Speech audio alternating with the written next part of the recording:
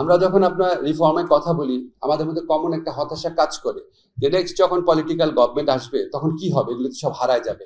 আমি আপনাদের গ্যারান্টি দিচ্ছি 2টা জিনিস হারাবে না, এবং that will make very important change difference, that will make a very important difference between past and present and future. Number one is restoration of caretaker government. It has already been fully protected by Supreme Court decisions. এটা কোনোদিন আর করার কোনো chance নাই আশা করি। আরেকটা হচ্ছে আমরা যে সুপ্রিম কোর্ট সেক্রেটারিয়েট করেছি, supreme court itself will be the guardian of this piece of legislation. So I don't think any government could ever even think of undoing this reform.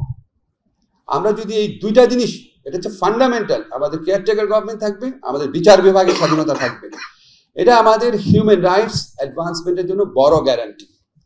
অন্য যে চেঞ্জেসগুলো করেছি, যেটা আমাদের খুব অ্যাম্বিশিয়াস প্ল্যান ছিল যে human rights অর্ডিন্যান্সটা করা, গুম অর্ডিন্যান্সটা করা, এগুলির শত্রু অনেক থাকবে, কারণ এগুলি হচ্ছে প্রকৃত ইনস্টিটিউশনস অফ অ্যাকাউন্টেবিলিটি হিসেবে গড়ে উঠবে। আমরা যখন সিভিল সোসাইটিতে ফিরে যাব, আমি শুভ্র ভাই, রেজওয়ানা, শিরিনাপা আছেন, সঞ্জীব আছেন, সবার সাথে আমরা এই লগুলা প্রোটেক্ট করার জন্য আপনাদের সাথে আমরা রাস্তায়ও থাকবো, এই কমিটমেন্ট দিয়ে গেলাম। আরেকটা কিছু ল, আরেক ধরনের ল আমরা করেছি যেটা সরকারের জন্য খুব চ্যালেঞ্জিং না, কিন্তু যেগুলির বেনিফিট মানুষ পাওয়া শুরু করেছে। যেমন আমরা সিআরপিসি, সিপিসির প্রসিডিউরাল লয়ের যে লুপহোলসগুলা আইডেন্টিফাই করেছি, এখন খুব দ্রুত বিচার করা সম্ভব হবে। লিগ্যাল এইড সার্ভিস এক্সপ্যান্ড করেছি। আমার মনে হয় না কোনো খুব খারাপ গভর্নমেন্ট ছাড়া কেউ এগুলিকে চেঞ্জ করার চেষ্টা করবে না।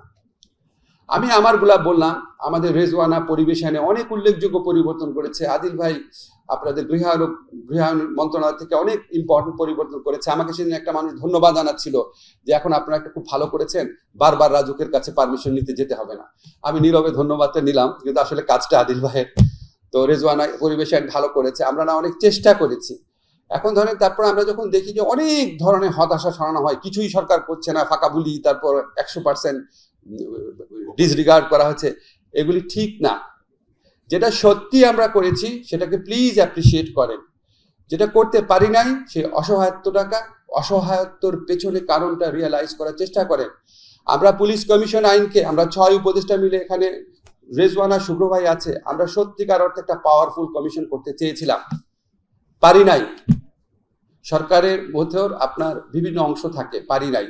কিন্তু আপনাদের একটা যেই বলে যাই, এই আইনটা নিয়ে যেই পরিমাণ হতাশা ছড়ানো হচ্ছে এটা সম্পূর্ণ ভুল। এখানে একটা ইন্ডিপেন্ডেন্ট পুলিশ কমিশন করা হয়েছে যারা রেকমেন্ডেশন করবে, ঠিক আছে। এখন একটা পুলিশ কমিশন যদি বারবার রেকমেন্ডেশন করে আর সরকার যদি এটা ইগনোর করে, সরকারের উপর একটা চাপ সৃষ্টি হবে না?